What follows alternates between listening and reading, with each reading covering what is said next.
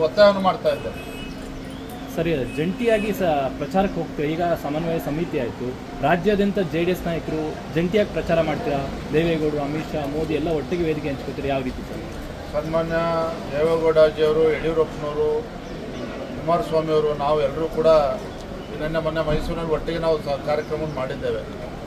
ನಾನು ಕೂಡ 4ನೇ ತಾರೀಕು ಹಾಸನ ಪ್ರಜ್ವಲ್ ರೇವಣ್ಣವರು ನಾಮಪತ್ರವನ್ನು ಸಲ್ಲಿಸ್ತಾ ಇದ್ದಾರೆ. ನಾನು ಕೂಡ ಕಾರ್ಯಕ್ರಮದಲ್ಲಿ ಭಾಗವಹಿಸ್ತಾ ಇದ್ದೇನೆ.